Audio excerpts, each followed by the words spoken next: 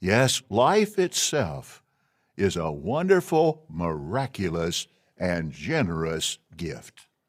Without this gift, we wouldn't be able to enjoy any of Jehovah's other marvelous blessings. Let's now talk about Jehovah's generosity when it comes to physical gifts. Every good gift and every perfect present is from above. Think for a moment about the planet we live on. Jehovah created the earth as a beautiful and unique home for us. It has all the right conditions to sustain life, including the oxygen and water cycles that continually recycle essential resources. If the earth were closer to the sun, all the water would boil off and the planet would be a barren rock. Conversely, if it were farther from the sun, the water would freeze and the planet would be like an uninhabitable iceberg. Jehovah placed the earth at the perfect location, often called the Goldilocks zone. Did he now, Stephen Lett? Jehovah placed the earth in the Goldilocks zone, which is a term that scientists came up with. Not Stephen Lett, not the governing body. Scientists came up with that term to describe planets that are at a distance from their nearest star where the water won't boil off or won't freeze to such an extent that it would prohibit life from developing. And so far, there are 60 such planets that have been observed. We don't know whether they have life on them, but the point is, Earth is not the only planet in the Goldilocks zone. Anyway, that point aside, I think we can all see where this is going. The theme of his talk is basically all about generosity. He's talking about God is generous by allowing us to be alive and by allowing us to live on a planet that's not a scorching hot wasteland and not a frozen iceberg. And I think we can see that the application here is going to be that Jehovah's Witnesses need to imitate Jehovah in terms of how generous they are with their physical belongings. Ponder for a moment about how food is not only nutritious, but it's also delicious. This makes fueling our bodies very enjoyable. Jehovah could have made eating like putting gasoline in a car, a necessary function, but void of enjoyment. Think of all the tasty varieties of food. Yeah, there are many tasty varieties of food, Stephen Lett. It's just that for the vast majority of Earth's population, they don't have access to these tasty varieties of food. In fact, for a significant percentage of Earth's population, they are so poor and so deprived when it comes to access to food that for them, eating food is like putting gasoline in the tank of a vehicle. They do just scramble together whatever nutritious substances they can find and just cram it into their bodies to keep them going. It's incredibly telling of how blinkered and privileged this guy is, that he's just assuming that everybody who watches this has the same access to food and the same choice of food that he has. Because this is a man who wants for nothing when it comes to the creature comforts, especially in terms of food and accommodation. This guy can have whatever he wants. He doesn't have to think about paying for bills.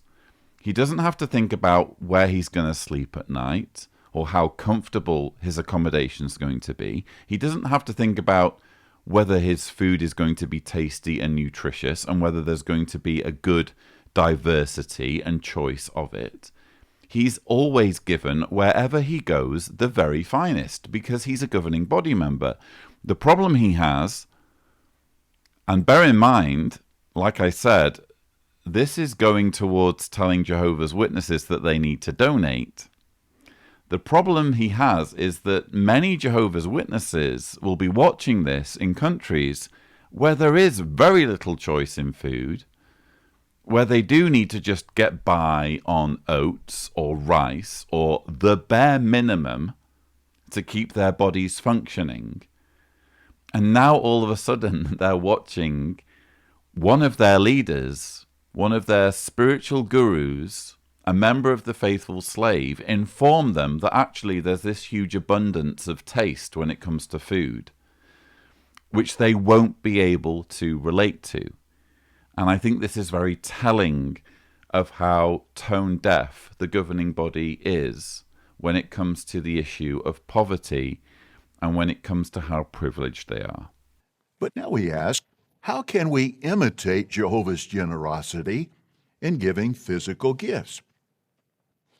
It's obvious that Jehovah has put a lot of thought into his gift giving so that his gifts are practical and beneficial.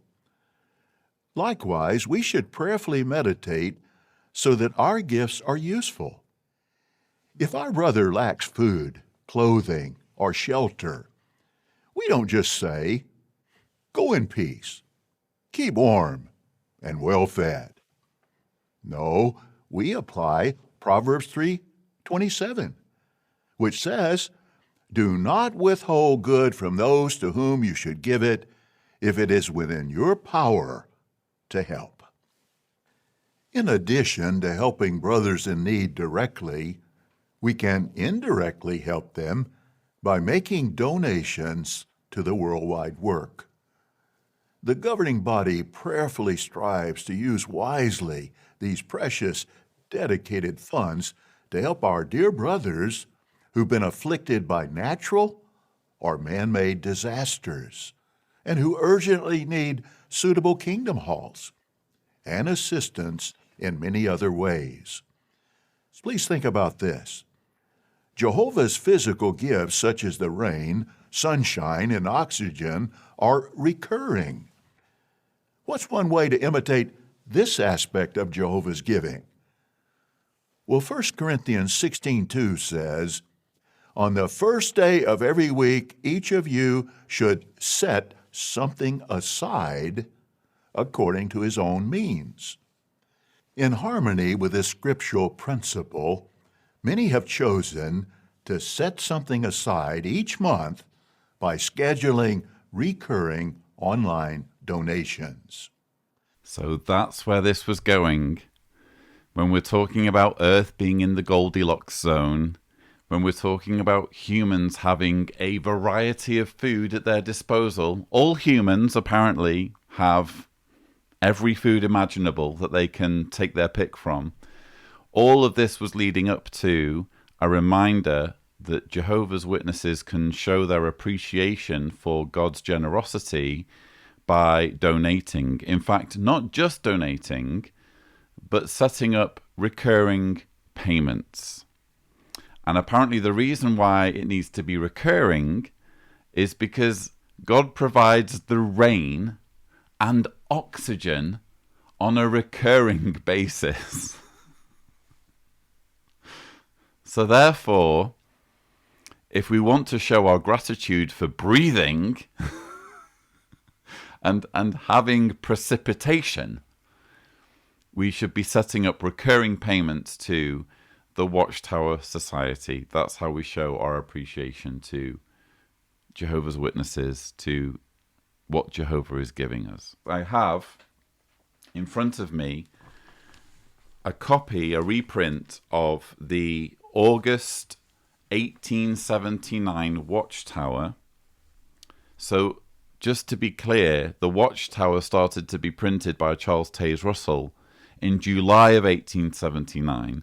So the very next article to his inaugural article of the Watchtower, he said this: "Do not suppose these remarks to be an appeal for money. No.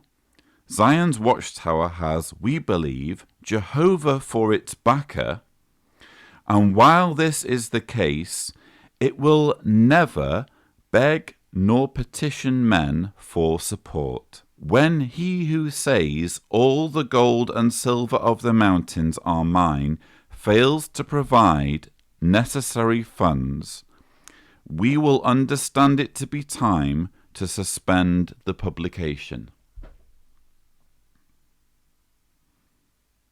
Apparently it's time to suspend publication of the Watchtower, folks, because he who has all the gold and silver of the mountains isn't giving them necessary funds, to the point where they do need to now beg and petition men for support on a regular basis. This is not the first time this has happened on JW Broadcasting. It certainly happens an awful lot in the literature.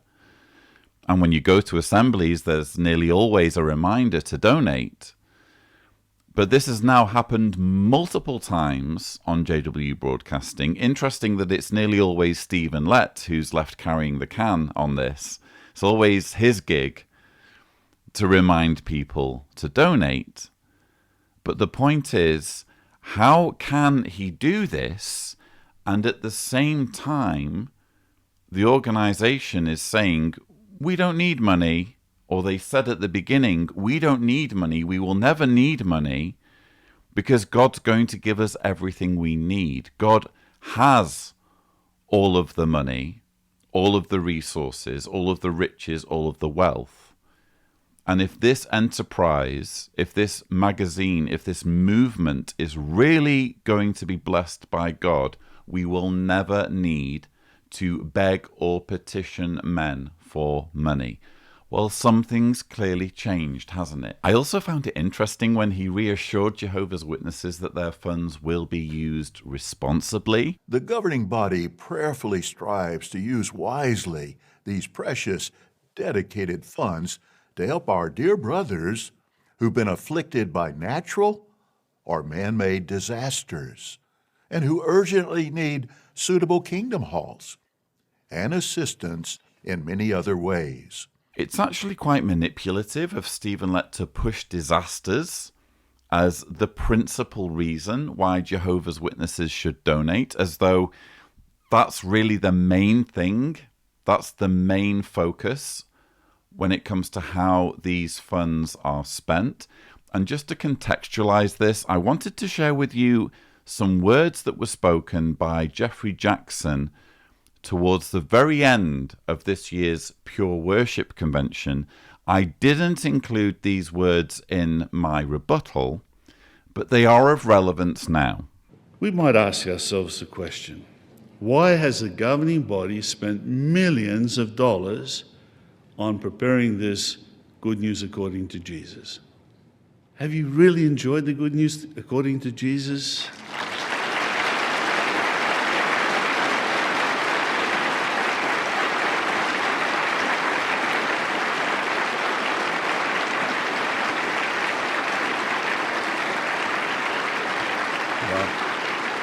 I think we can take that answer back. We didn't waste our money. That's good.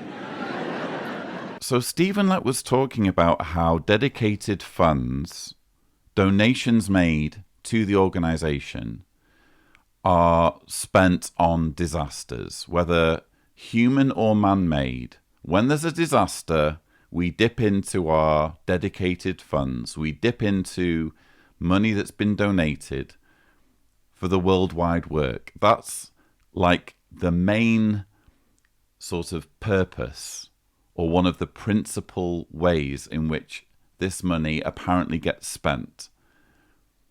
And yet elsewhere, just within a matter of weeks, we've heard another governing body member admit that they spent millions on a dramatization series about Jesus. Millions. Now, you can judge for yourselves whether they've got good value for money in that series, but whether they have or not, clearly there is more to the worldwide work funds. There is more to this giving to Watchtower than simply making sure Jehovah's Witnesses have a roof over their heads or have relief when there is a disaster. Clearly, the governing body has a very flexible attitude when it comes to how they allocate funds, including greenlighting projects, video projects that could cost millions. And this is money that could make a real difference to some Jehovah's Witnesses living in impoverished parts of the world. I think it's disingenuous, I really do, for Stephen Lett to lead with the disasters, to make this kind of a do-or-die thing. So Jehovah's Witnesses are fretting, thinking, oh no, people's lives are at stake here. Clearly it's more complicated than that, and that's before we even get onto the matter of child sexual abuse and all the lawsuits and the fact that the exact same funds, the funds for the worldwide work, get allocated towards settlements, towards paying for lawsuits that have arisen through the organization's practice of covering up child sexual abuse on an industrial scale. So if nothing else, if you're a Jehovah's Witness watching this, just think about that for a moment. They've tried to make you believe that this is all about putting roofs over people's heads. And clearly there is far more to it. Clearly it's also about making interesting videos that can be used to spread the word, that can be used to bring people into the organization. And when you really do the digging, you find out that actually the funds that are donated on a recurring basis or otherwise can very often end up being spent in a way that is beyond the imagination of your typical Jehovah's Witness.